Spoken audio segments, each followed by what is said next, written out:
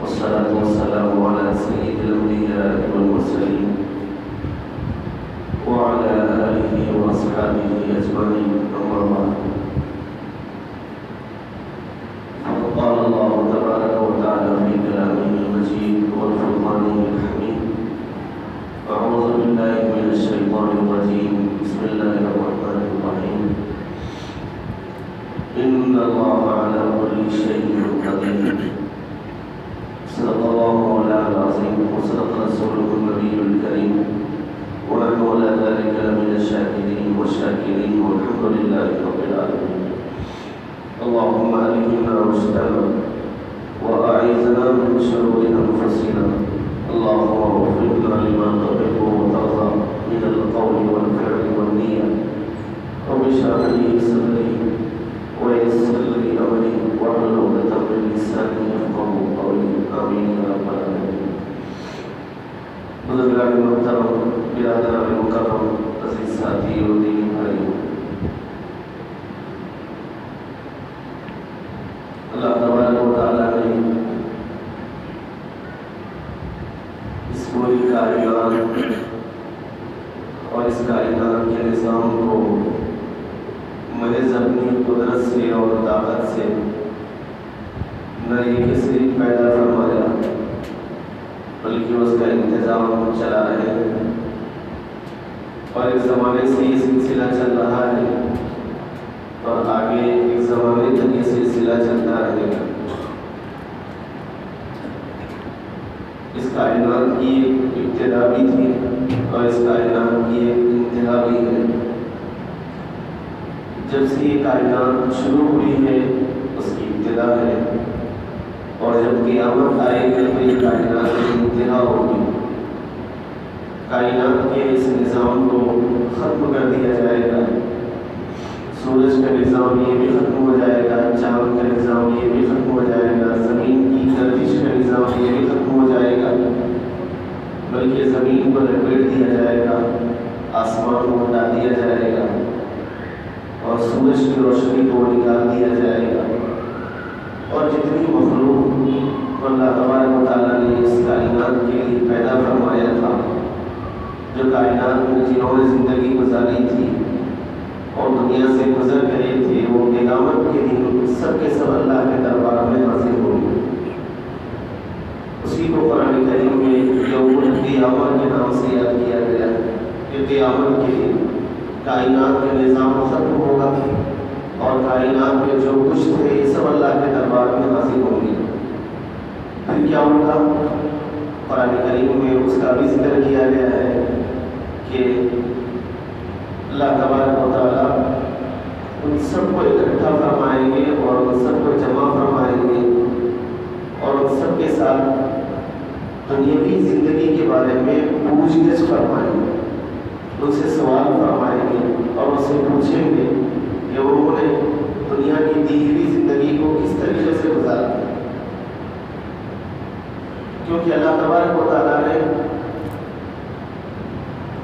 مخلوقات میں جو دو مخلوق ہیں، جنات اور انسان، ان کو اپنی مرضی کے مطابق زندگی گزارنے کی تعلیم فرمائی تھی، تلقین فرمائی تھی، اور ایک ضابطہ انہیں اللہ تبارک و تعالیٰ نے عنایت فرمایا۔ ان کے علاوہ جو دیگر مخلوقات ہیں ان کے لیے زندگی گزارنے کا فطری ایک طریقہ دیا تھا، بس وہ اپنے فطرت کے مطابق زندگی گزار رہے ہیں، لیکن جنات اور انسان کے لیے باضابطہ ایک نظام اور سسٹم دیا گیا تھا، اور اس میں انہیں اختیار بھی دیا گیا تھا، چاہے اسے اختیار کریں چاہے اختیار نہ کریں۔ اختیار اللہ کی مرضی کو اختیار کرنے کا نام فرمانبرداری ہے، اور اللہ کی مرضی کے خلاف کام کرنے کا نام نافرمانی ہے۔ فرمانبرداروں کے لیے قیامت کے دن جزا ہوگی اور نافرمانوں کے لیے قیامت کے دن سزا ہوگی، دونوں کے لیے الگ الگ۔ اور فرمانبرداروں کے لیے جو جزا دی جائے گی وہ بہترین جزا ہوگی، وہ جنت، اور نافرمانوں کے لیے جو سزا دی جائے گی وہ انتہائی بدترین سزا ہوگی، وہ جہنم ہوگی۔ دونوں کے لیے قیامت میں فیصلہ ہوگا۔ اب قیامت کی زندگی کو اور آخرت کی زندگی کو اچھی بنانا یا بری ولی بنانا انسان کے اپنے ہاتھ میں دیا گیا ہے۔ یہ جو دنیا کی زندگی ہے درمیان کی، وقت کتنا ہے معلوم نہیں، اور کام تو بہت زیادہ ہے، اور وقت کم ہے اور کتنا ہے وہ بھی نہیں معلوم ہے۔ تو انسان کے لیے ہر لمحہ اس بات کی فکر کرنا ہے کہ کسی طرح میری آخرت کی زندگی سمجھ جائے، اور میں آخرت میں اللہ تبارک و تعالیٰ کے دربار میں جب حاضر ہوں تو مجھے شرمندگی اٹھانا نہ پڑے، اور اللہ تبارک و تعالیٰ کی طرف سے پھٹکار نہ ملے بلکہ انعام مل جائے۔ اس کے لیے دنیاوی زندگی گزارنا ہے۔ انبیاء علیہ السلام کی تشریف آوری انہی وجہ سے ہوئی تھی، اور ان پر جو آسمانی کتابیں اتاری گئی تھی وہ بھی انہی کے لیے، انسانیت کی ہدایت کے لیے، انسانیت کی رہبری کے لیے۔ آسمانی کتابوں میں، آسمانی صحیفوں کے اندر اللہ تبارک و تعالیٰ نے انسانوں کے لیے زندگی گزارنے کا ایک ضابطہ عنایت فرمایا ہے، اور قرآن کریم میں بھی انسانی زندگی گزارنے کا مکمل ضابطہ ہے۔ اسی وجہ سے قرآن کریم کو کہا جاتا ہے کہ ایک گائیڈ بک ہے، مکمل ضابطۂ حیات کا نام قرآن کریم۔ قرآن کریم کے اندر کوئی جملہ بھی زائد نہیں ہو سکتا، اللہ کا کلام ہے وہ، اور کوئی جملے کے اندر قرآن کریم میں ایسا نہیں ہوا کہ اس میں کمی واقع ہو۔ جتنی انسانیت کو ضرورت تھی، جیسی ہدایت کی ضرورت تھی، اللہ تبارک و تعالیٰ نے وہ ساری ہدایتیں قرآن کریم کے اندر رکھ دی ہے۔ قرآن کریم کو سمجھنے کے لیے صاحب قرآن کو بھی اتارا ہے۔ رسول اللہ صلی اللہ علیہ وسلم کی مبارک حیات طیبہ یہ قرآن کریم کا عکس جمیل ہے۔ اسی وجہ سے کسی عالم دین نے کہا کہ اللہ تبارک و تعالیٰ نے دو قرآن اتارے، ایک قرآن تو صحیفوں کی شکل میں ہے، تحریر کی شکل میں ہے، اور دوسرا قرآن عملی شکل میں ہے۔ تحریری شکل میں جو قرآن آسمان سے اتارا گیا تھا جبرائیل امین کے ذریعے سے، رسول اللہ صلی اللہ علیہ وسلم نے اسے لکھوا دیا، وہ تحریری شکل میں محفوظ ہے، یا پھر جو ہے انگلش کے اعتبار سے سینے میں محفوظ ہے۔ اور دوسرا قرآن جناب رسول اللہ صلی اللہ علیہ وسلم کی حیات طیبہ ہے، وہ عملی اعتبار سے ہمارے سامنے ہے۔ جو کچھ قرآن کریم میں تھا رسول اللہ صلی اللہ علیہ وسلم نے عمل کر کے اسے دکھایا ہے۔ یہی وجہ ہے کہ بعض صحابہ ام المؤمنین حضرت عائشہ صدیقہ رضی اللہ تعالیٰ عنہ کی خدمت میں حاضر ہوئے تھے، اور آگے حضور کی زندگی کے بارے میں جاننا چاہا کہ رسول اللہ صلی اللہ علیہ وسلم کی خلوت اور آپ کی جلوت، اٹھنا بیٹھنا، چلنا پھرنا، گویا کہ آپ کی زندگی کیسے تھی ذرا ہمیں بتائے تاکہ ہم بھی اس کے مطابق عمل کریں۔ ام المؤمنین رضی اللہ تعالیٰ عنہ نے تعجبانہ انداز میں پوچھا تھا، ماں قرأت قرآن، کیا آپ نے قرآن نہیں پڑھا؟ انہوں نے کہا کہ قرآن تو ہم پڑھے ہیں اور روزانہ قرآن کریم پڑھتے ہیں۔ تو ام المؤمنین رضی اللہ تعالیٰ عنہ نے فرمایا جو کچھ قرآن کریم میں تھا رسول اللہ صلی اللہ علیہ وسلم کی عملی زندگی میں ہو سکتا ہے۔ تو یہ قرآن عملی اعتبار سے آپ نے اپنی زندگی میں زندگی گزارنے کے پورے ضابطے بتائے،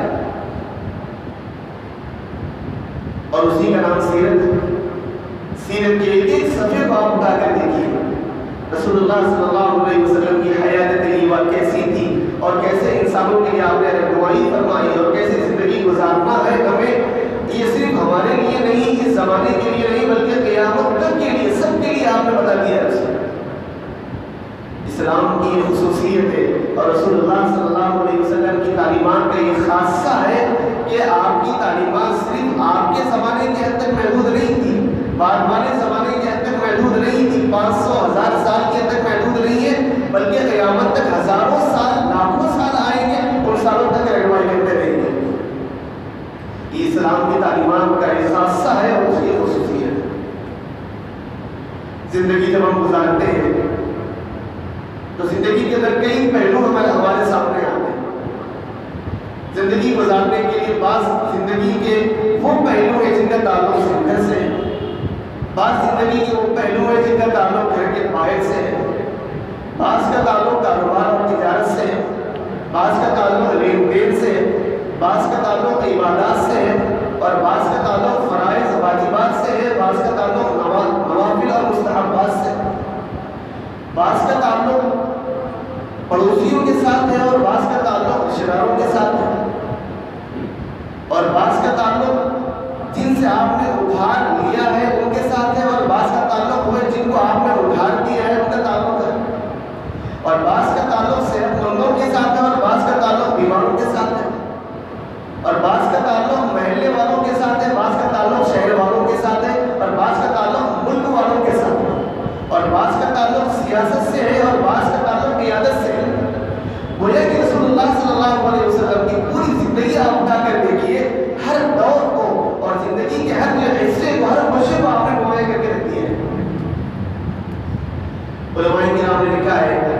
کہ اگر آدمی دنیا میں کامیابی چاہتا ہے، دنیا میں کامیابی چاہتا ہے تو حضور کی زندگی کا جو خلاصہ نکالا گیا ہے وہ خلاصہ 3 چیزوں پر مشتمل ہے۔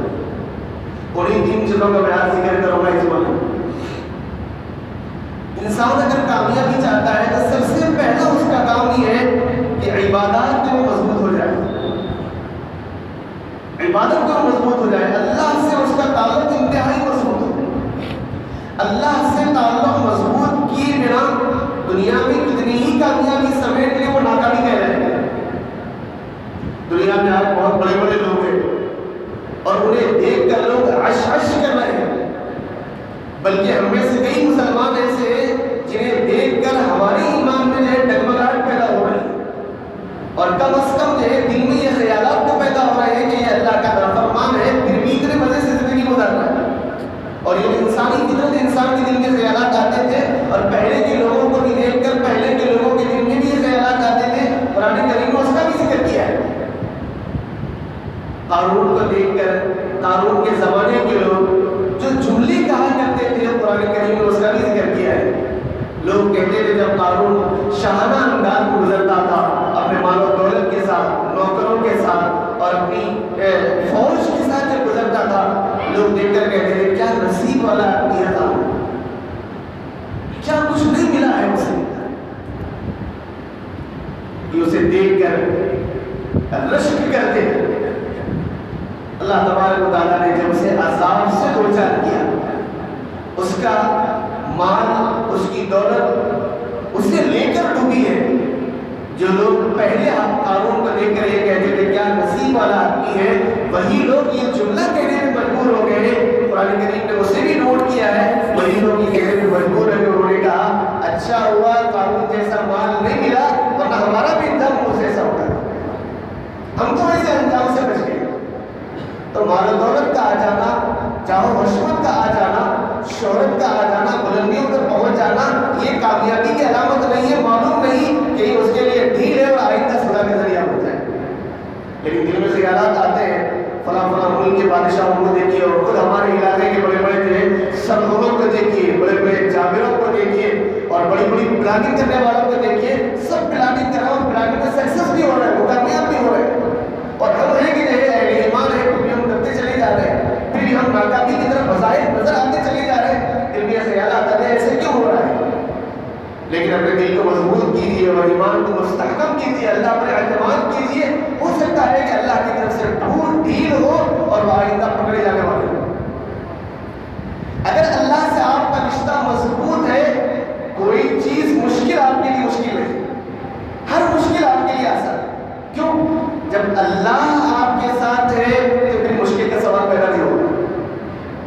انسانی زندگی ہے، چڑھاؤ بھی آتا ہے اور اتار بھی آتا ہے، اور کبھی آپ کے چڑھاؤ پہ جو ہے تھکتا نہیں ہے، اور کبھی اتار سے خوش ہوتا نہیں، اسے معلوم ہے اصل خوشی تو منزل پہ پہنچنے کے بعد ملنے والی ہے، اور ہمیں اصل خوشی تو مل رہی ہے کہ ہمارا تعلق اللہ سے ہے۔ اب ہمیں یہ سوچنا ہے کہ اللہ سے ہمارا تعلق مضبوط ہے یا نہیں ہے۔ اگر واقعی مضبوط ہے تو ہمیں خوش ہونا ہے، تو اتار چڑھاؤ کا آپ دیکھنا تھا۔ اللہ سے مضبوط تعلق کرنے کے لیے عبادات کے اندر مضبوطی لانا ضروری ہے، اور جتنی عبادتیں ہم انجام دیتے رہیں گے اتنا ہی اللہ سے تعلق مضبوط ہوتا رہے گا۔ جتنی عبادتوں میں آپ کی جستجو ہوگی اللہ سے اتنا تعلق مضبوط ہوگا۔ مثال سے یوں سمجھ جائیے، آپ ایک منزل پر پہنچنا ہے، جتنی تیز رفتار آپ گاڑی چلائیں گے اتنی ہی منزل سے آپ قریب ہوتے چلے جائیں گے۔ اللہ تبارک و تعالیٰ سے محبت کے لیے اور اسے تعلق جوڑنے کے لیے جتنی عبادتوں کو آپ کثرت سے کرتے رہیں گے اتنا ہی آپ کا تعلق اللہ سے جڑتا رہے گا۔ علماء نے لکھا ہے کہ اللہ کی یاد یہ اللہ سے تعلق کو مضبوط کرتی ہے، اور ایک یاد تو یہ ہے کہ زبان سے اللہ کو یاد کیا جائے۔ بعض چیزیں ایسی ہیں جن میں نفع بھی ہے اور نقصان بھی ہے۔ فائد ایک ایسی چیز ہے کہ جس میں نفع ہی نفع ہے، نقصان نہیں، وہ اللہ کی یاد ہے۔ اللہ کی یاد میں نفع ہی نفع ہے، نقصان کا تصور نہیں ہے۔ اس کے علاوہ کئی چیزیں ایسی جس میں اللہ نے نقصان بھی رکھا ہے اور نفع بھی رکھا ہے۔ ایک تو اللہ کی یاد زبان سے ہے، اور قرآن کریم میں ذکر کیا گیا ہے کہ اللہ کو یاد کرتے رہو کثرت سے، بکرۃ و اصیلا، صبح و شام اللہ کو یاد کرتے رہو۔ اور ایک یاد کرنے کے لیے اللہ تبارک و تعالیٰ نے فرائض کو رکھ دیا ہے، نمازیں، فجر کی نماز آپ نے ادا کی اللہ کو یاد کیا، ظہر کی نماز آپ نے ادا کی اللہ کو یاد کیا، عصر کی نماز آپ نے ادا کی اللہ کو یاد کیا، مغرب اور عشاء کی نماز آپ نے ادا کی اللہ کو یاد کیا۔ یہ ایک وقت مقررہ میں اللہ کو یاد کرنا ہے، اور دوسرا اللہ کو یاد کرنا ہے، اس کے لیے کوئی وقت متعین نہیں ہے، زبان سے اللہ کو یاد کرنا۔ دوسرا اللہ کو یاد کرنا ہے اللہ کے احکامات کو بجا لانا، اور یہ جو ہے اس یاد پر یہ بلندی والی یاد ہے۔ ایک اللہ کا وہ ذکر ہے زبان سے، اور یہ دوسرا عملی ذکر ہے۔ زبان سے ذکر کے مقابلے میں عملی ذکر یہ جو ہے زیادہ بلند ہے اور فضیلت والا ہے۔ کیوں؟ اس لیے کہ آدمی کا ہر لمحہ اللہ کی مرضی کے مطابق گزارتا ہے، ہر لمحہ وہ اللہ کو یاد کرتا ہے، ہاتھ بڑھاتا ہے تو اللہ کی خوشی دیکھتا ہے، ہاتھ کھینچتا ہے تو اللہ کی خوشی دیکھتا ہے، آنکھ سے دیکھتا ہے تو اللہ کی خوشی دیکھتا ہے، آنکھ بند کرتا ہے تو اللہ کی خوشی دیکھتا ہے، نوالا اٹھاتا ہے تو اللہ کی خوشی دیکھتا ہے، نوالا چھوڑتا ہے تو اللہ کی خوشی دیکھتا ہے، کسی سے ملتا ہے تو اللہ کی خوشی، اور کسی سے بے روحی اختیار کرتا ہے تو اللہ کی خوشی دیکھتا ہے۔ یہ عملی ذکر ہے، اور یہ اس ذکر سے افضل ہے۔ اللہ کی یاد اس طرح سے ہونا چاہیے کہ آدمی اللہ کی یاد سے غافل نہ ہو، اس کے احکامات سے غافل نہ ہو۔ اور یہ موقع کب تک ہے؟ جب تک جان ہے تب تک موقع ہے۔ اور انسان ہے، کبھی کبھی اس سے پوچھ گچھ ہو جاتی ہے، غلام ہے، غلام سے کبھی غلطی ہو جاتی ہے، اور غلام معافی چاہتا ہے، آقا معاف کر دیتا ہے۔ یہ تو دنیا کے آقا اور غلام کا معاملہ ہے، نوکر اور آقا کا معاملہ ہے، لیکن ہمارا جس آقا سے تعلق ہے وہ تو ایسی عظیم شان رکھنے والے ہیں، اگر آپ پوری زندگی بھی اس کی نافرمانی کرتے رہے، اخیر لمحات بھی یہ کہہ دے آقا مجھے معاف کر دیجیے، اللہ فرماتے ہیں میری کبریائی کی قسم سارے خطاؤں کو معاف کرنے کے لیے تیار۔ آقا کی طرف سے جب اتنی بڑی خوشخبریاں ہیں تو بندے کے لیے اور غلام کے لیے ضروری ہے کم از کم روزانہ تو اس سے معافی چاہتے ہیں، اس کے دروازے کو کھٹکھٹاتے رہے، اور اپنی درماندگی کا اور اپنی ذلت کا تذلل کا اظہار تو کرتے رہے۔ کیوں؟ یہ موقع ہے، معلوم نہیں کہ پھر موقع ملے نہ ملے معافی چاہنے کا۔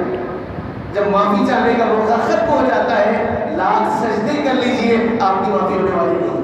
وہ موقع کون سا ہے؟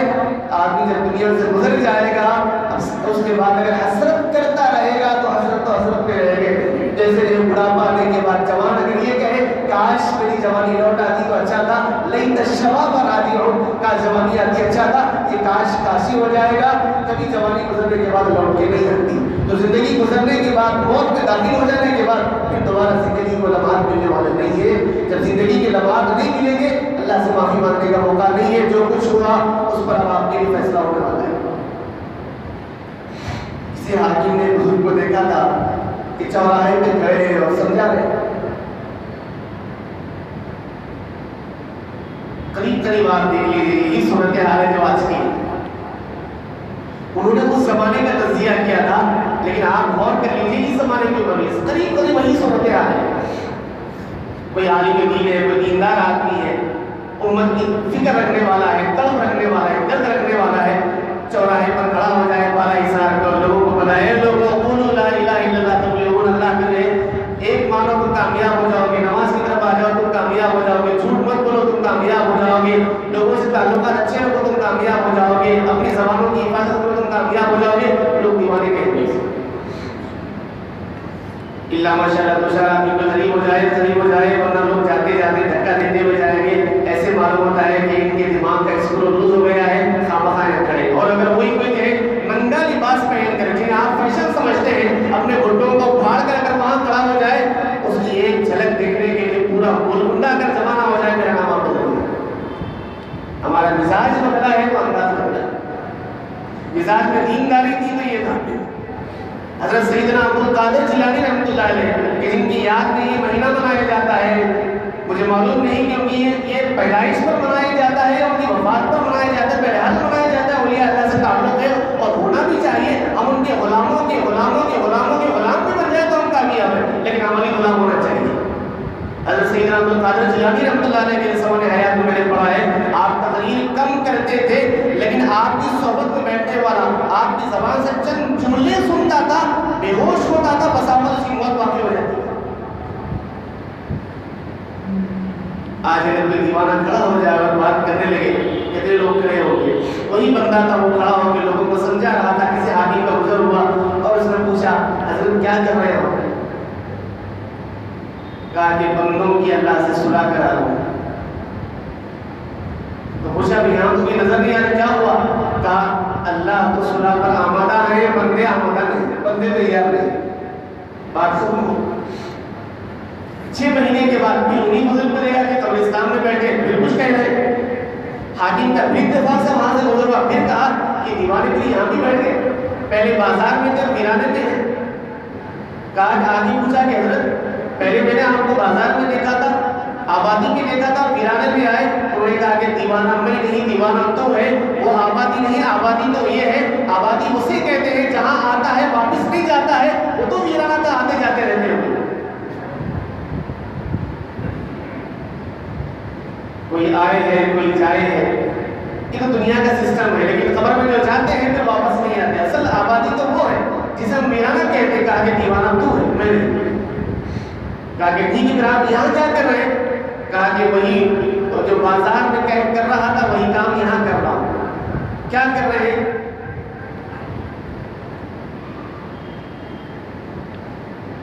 اللہ سے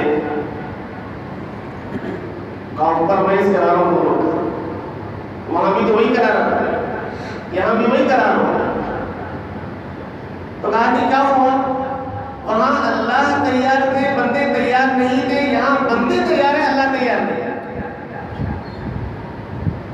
قبر میں پہنچ گئے، بندے تو تیار ہیں، ہاتھ پیر پڑھیں گے اللہ معاف کر دیجیے. اللہ فرما رہے کہ نہیں، دنیا میں موقع تھا، مرنے کے بعد اب موقع نہیں ہے. اب تو جو کچھ کیا ہے اس کے بدلہ تمہیں یہاں ہونا ہے.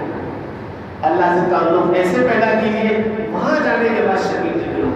دنیاوی کامیابی کے لیے پہلا نسخہ یہ ہے کہ آدمی کا تعلق اللہ سے انتہائی مضبوط ہونا چاہیے. اللہ کی نافرمانی کا کوئی عمل اس سے سرزد ہو جائے، وہ ایسے سمجھ جائے کہ جیسے پہاڑ اس کے سر کے اوپر گرا ہے.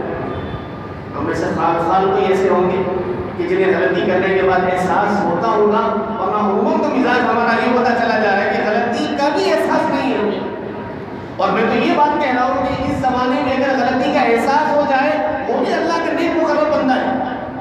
ورنہ تو ہمیں غلطی کا احساس بھی نہیں ہو رہا ہے کہ ہم کیا گناہ کر رہے ہیں اور کیا ہم سے غلطی ہوئی ہے. اللہ سے تعلق مضبوط ہو، پہلا مسئلہ ہے کامیابی کا. حضرات صحابہ، ان کے بعد تابعین، انہوں نے کبھی دولت اور حشمت کو نہیں دیکھا، کبھی جاہ و جلال کو نہیں دیکھا، کبھی ملکوں کی کامیابی کو نہیں دیکھا، بلکہ انہوں نے دیکھا تو یہ دیکھا کہ اللہ سے ان کا تعلق کیسے تھا.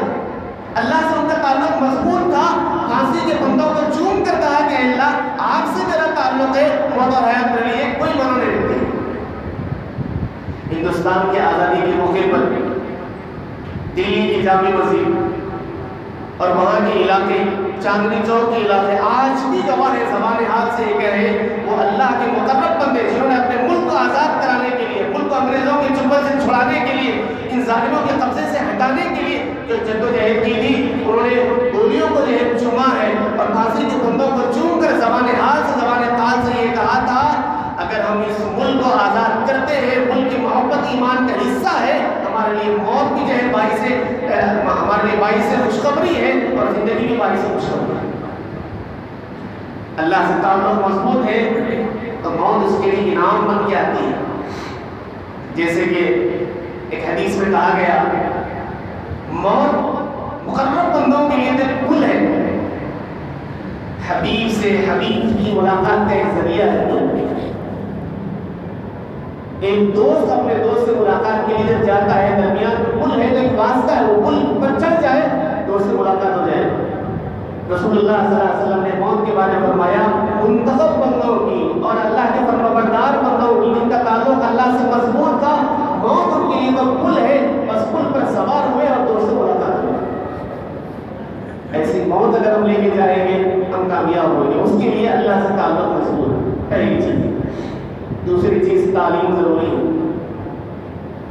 تعلیم کے بغیر اللہ کا منشا کیا ہے معلوم نہیں ہوگا. اللہ کا منشا ہے، اللہ کیا چاہتے ہیں یہ معلوم نہیں، یہ معلوم ہوگا تعلیم کے ذریعے سے، اور تعلیم بھی دو قسم کی ہے، تو اللہ کا منشا معلوم کرنا ہے، دوسرے اللہ نے کائنات میں کیا کیا نعمتیں آپ کے لیے رکھی ہیں وہ بھی معلوم کرنا ہے، تاکہ ان نعمتوں کو حاصل کر کے اللہ کا شکر بجا جا سکے۔ اب ہم نے تعلیم کی دو تقسیم کی، ایک دینی تعلیم اور دوسری عصری تعلیم۔ اب معلوم ہوا کہ دونوں تعلیم ضروری ہے، پہلے دینی تعلیم ہے تاکہ اللہ کی مرضی معلوم ہو جائے، اور اس کے بعد دوسری تعلیم کا نمبر ہے کہ وہ عصری تعلیم ہے، اللہ کی نعمتیں کہاں نکالیں، استعمال کریں، اللہ کا شکر ہو جائے۔ افسوس کی بات یہ ہے کہ دونوں تعلیموں میں ہم پیچھے۔ دینی تعلیم کا تو حال سب کو معلوم ہے، دینی تعلیم کا حال سب کو معلوم ہے۔ کسی نے پوچھا تھا، اس سوال کو بھی جو ہے آپ کے سامنے پیش کرنا میں نے مناسب نہیں سمجھتا۔ اتنی معمولی باتیں بھی انہیں معلوم نہیں، اتنی معمولی باتیں بھی دین کے سلسلے میں معلوم نہیں، اور ہم میں سے کئی لوگ ایسے ہیں جو دینداری کا دعویٰ بھی کرتے ہیں، دیندار بھی ہے لیکن دینی علوم سے ناواقف ہیں، اور اسلامی احکامات کے جو ضروری احکامات اس سے نہیں ناواقف ہیں۔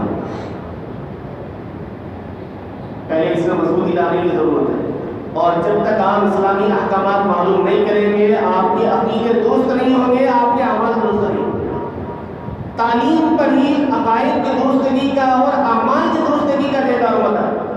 علم کے بغیر نہ آپ عقیدہ درست کر سکتے ہیں، نہ علم کے بغیر آپ نہ عمل کر سکتے ہیں۔ جب معلوم ہی نہیں کہ نماز کیسے پڑھنا ہے، نماز کیسے پڑھیں گے آپ؟ جب معلوم ہی نہیں کہ اللہ تبارک تعالیٰ کی ذات کے بارے میں کیا عقیدہ رکھنا ہے، کیسے عقیدہ رکھیں گے آپ؟ اللہ کے رسول کے بارے میں کیا عقیدہ رکھنا ہے، کیا عقیدہ رکھیں گے آپ؟ اللہ کے نبی آخری پیغمبر، ان کے بعد کوئی نبی آنے والا نہیں، عقیدہ آپ کیسے رکھیں گے جب تک کہ آپ کو معلوم نہیں ہوگا؟ تعلیم حاصل کرنا ضروری ہے، اس کے لیے مدارس سے بھی تعلیم حاصل کرنا ضروری ہے۔ اپنے بچوں میں سے کسی کا انتخاب تو کرنا ہی چاہیے، بچیوں میں سے کسی کا انتخاب کرنا ہی چاہیے۔ میں یہ نہیں کہتا کہ ضروری معلومات کے لیے انتخاب کرے، ضروری معلومات تو سب پر فرض ہے، اس کے علاوہ ضرورت ہے دینی علوم کے حاصل کرنے کے لیے گھر میں ایک فرد کا ہونا ضروری ہے۔ جیسے اس زمانے میں ڈاکٹر کی ضرورت ہے، کوئی لانے کے بعد سب کے لیے ذہن کھلنا شروع ہو گیا اور کہا کہ نہیں، گھر میں بلکہ پورے خاندان میں ایک جگہ ڈاکٹر ہو تو صحیح ہے، ورنہ یہ ڈاکٹروں کا بھروسہ نہیں ہے۔ عموماً اس زمانے کے ڈاکٹر ڈاکو بن چکے ہیں۔ اگر ہمارے خاندان کا ڈاکٹر ہوگا، صحیح رہنمائی کرے گا ہماری بیماری ہے یا نہیں ہے۔ کئی لوگ کوئی کرے ان پر یہ لگا دے کر، لیبل لگا کر بیچاروں کو لمبے کر دنیا سے گزار دیا گیا، پتہ بھی نہیں چلا کہ کیا تھا۔ اور ایک صحیح تحقیق تو یہ ہے کہ یہ ایسا مرض ہے، ایسا بہت بڑا مرض نہیں ہے، کینسر ایسا مرض بھی نہیں ہے کہ بیماری خود بہت آتی بھی ہے، خود بہت چلی بھی جاتی ہے، لوگوں کو پتہ بھی نہیں چلتا۔ یہ تجزیہ نگاروں کا یہ تجزیہ ہے، لیکن چونکہ پکڑے گئے تو گئے، بیمار ہوئے تو چلے گئے۔ یہ ذہن میں آدمی کا آ رہا ہے کہ خاندان میں کوئی نہ کوئی ڈاکٹر ہونا چاہیے۔ میں انہیں لوگوں سے یہ ذہن بھی درست کر لیجیے، ہمارے خاندان میں کوئی نہ کوئی عالم ہونا چاہیے، حافظ ہونا چاہیے، کبھی اگر ضرورت پڑ جائے تو اسے صحیح رہنمائی سے۔ اپنے آدمی میں ہمیں اعتماد ہے، ہم جانتے ہیں ان کے تقوی کو، تعارف کو جانتے ہیں، ضروری علوم تو سب کے لیے ضروری ہے، لیکن خاندان میں کم از کم حافظ اور عالم تو ہونا ہی چاہیے، تاکہ ہمارے خاندان کا نام بھی روشن ہو اور اسے صحیح رہنمائی حاصل کر سکے۔ اصل علوم کے لیے اس میں بھی مہارت کی ضرورت ہے، ورنہ ہمیں معلوم ہو کہ مسجد کی تعمیر کرنا ہے، کون سی انجینئر کو لگے۔ آپ آج سے پہلے کی نسبت ہمارے ہندوستان میں یہ مسلمانوں کی حکومتیں تھیں، یہاں بڑی بڑی فن تعمیر، اسی مسجد کو آپ دیکھ لیجیے، بلکہ ہم جس شہر میں رہتے ہیں، پہلے شہر تھا، ہم جس شہر میں رہتے ہیں گولکنڈے میں رہتے ہیں، یہاں کی فن تعمیر کا یہ کس نے کیا تھا؟ مسلمان انجینئروں نے کیا تھا، اور بڑی بڑی تعمیرات کو، اور آج کی انجینئر ان کی فن تعمیر کو دیکھ کر جو ہے جنگ ہے کہ آخر ان کا اللہ نے کیسی ضرورت عطا فرمائی۔ اس سے مہارت کس کی؟ مسلمانوں کو مہارت۔ فن دین میں کس کو مہارت تھی؟ مسلمانوں کو مہارت۔ بڑے بڑے نام آپ لیں گے اور انہی کی کتابوں کو چرا کر مغرب والوں نے آج دن کو جو ہے آگے کی، ورنہ ان کے پاس کہاں تھا یہ سب؟ مسلمان فن دین میں ماہر تھے، انجینئرنگ میں ماہر تھے، ٹیکنالوجی میں ماہر تھے، جغرافیہ میں ماہر تھے، ہر اعتبار سے مہارت اللہ نے انہیں عطا فرمائی تھی۔ وہ ان علوم میں بھی آگے تھے، ان علوم میں بھی آگے تھے۔ اب صورتحال یہ ہے نہ اس علوم میں ہم آگے ہیں، نہ اس علوم میں ہم آگے ہیں۔ اصلی علوم بھی ہمیں حاصل کرنا ہے، دین پر چلتے ہوئے اصلی علوم حاصل کرنا۔ اور ایک بات یاد رکھ لیجیے، دین پر استقامت کے ساتھ، شریعت پر گامزن ہوتے ہوئے اصلی علوم حاصل کرنا، ہر علم آپ کے لیے زندگی پر عبادت کا ذریعہ بنتے چلے جائے۔ مہارت حاصل کرنا ہے تو بچوں کو تیار کرنا ہے، اس کو ایسے اسکولس کے سلسلے میں جدوجہد کرنا ہے اور کوششیں کرنا ہے۔ افسوس ہے کہ مسلمانوں کے بارے میں یہ رائے لوگ قائم کر رہے ہیں، اور یہ رائے بھی غلط بھی نہیں ہے۔ مسلمان اب صرف دو ہی کاموں میں رہ گئے ہیں، کھانا ہے اور سونا ہے۔ آپ معاف کیجیے گا، مسلمانوں کے بارے میں جو غیروں کا اور جو سمجھداروں کا جو تجزیہ ہے، اللہ ماشاءاللہ ان میں سے پوری قوم ایسے نہیں ہے، لیکن اکثریت کے سلسلے میں جو لوگوں کی رائے ہوئی ہے ان کے پاس کھانا اور سونا، اس کے علاوہ کوئی کام باقی نہیں رہ گیا۔ دنیا کہاں سے کہاں گزر رہی ہے اور پھر اپنے ہی بستر میں پڑے ہوئے۔ مہارت حاصل کیجیے بھی جو علوم میں بھی اور اصلی علوم کے اندر، یہ بھی کامیابی کی شاہ کلید ہے۔ اور تیسرا آپسی استحکام، آپسی استحکام کے بغیر آپ کامیاب نہیں ہو سکتے، آپسی استحکام کے بغیر آپ کامیاب نہیں ہو سکتے۔ مزاجوں میں اختلاف ہونا، آپس میں سمجھنے میں اختلاف ہونا انسانی فطرت کی بات ہے، لیکن اس کو انتشار کا ذریعہ بنا کر آپ منتشر ہو جانا یہ ناکام قوم کی علامت ہے۔ حضرت امیر معاویہ رضی اللہ تعالیٰ، حضرت علی رضی اللہ تعالیٰ میں بھی اختلاف تھا، دینی بنیاد پر اختلاف تھا، انہوں نے ذاتی بنیاد پر کبھی بھی اختلاف نہیں کیا، اور ان سلسلے میں حضرات صحابہ کے سلسلے میں زبان درازی کی ہمیں اجازت بھی نہیں ہے اور ہمیں حکم بھی نہیں دیا گیا اگر کوئی زبان درازی کرتا ہے اس کے بارے میں علماء نے لکھا ہے کہ وہ اپنے ایمان کی کے بارے میں غور و فکر کر لیں گے، ہو سکتا ہے کہ مرتے وقت کلمہ نصیب ہو جانا۔ اس زمانے کی عیسائی بادشاہ کو پتہ چلا کہ امیر معاویہ اور حضرت علی میں اختلاف ہے، امیر معاویہ کو بہکایا جائے اور انہیں بتایا جائے کہ میں اپنی فوج کو آپ کے ساتھ دینے تیار ہوں، دونوں مل کے حملہ کریں گے، باتیں کہ آپ بھی کام کیجیے ہم بھی کام کریں۔ اپنے قاصد کو بھیجا حضرت امیر معاویہ رضی اللہ تعالیٰ کے پاس اور آ کر کہا کہ یہ سلطنت عیسائیوں کا یہ فرمان ہے اور آپ پڑھ لیجیے۔ انہوں نے پڑھا، پڑھ کے دیکھا، قسم ماں کو چہرے کا رنگ بدل گیا۔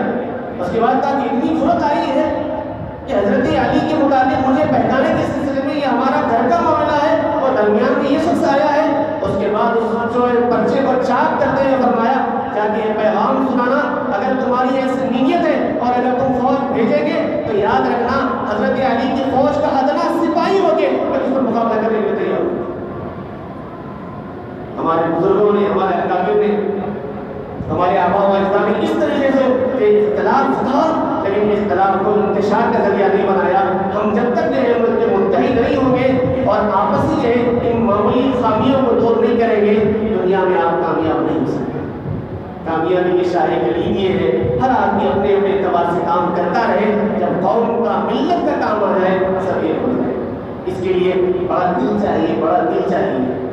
چھوٹا دل کر کے آدمی کبھی کامیاب نہیں ہو سکتا، بڑا جگر چاہیے اس کے لیے، اور اس کے لیے جدوجہد چاہیے، اس کے لیے کوششیں چاہیے۔ یہ تین چیزیں ضروری ہے ملک میں کامیابی کے لیے بھی اور پوری دنیا میں کامیابی کے لیے بھی اور دنیا و آخرت میں کامیابی کے لیے بھی۔ ایک اللہ سے رشتہ آپ کا مضبوط ہو اور دوسرا دونوں علوم کے اندر آپ کی مہارت ہو اور تیسرا آپ مستحکم ہو جائے، تجارت میں آپ مستحکم ہو جائیں، آپ کے دیگر چیزوں میں آپ مستحکم ہو جائیں، سیاست میں آپ مستحکم ہو جائیں، قیادت میں آپ مستحکم ہو جائیں۔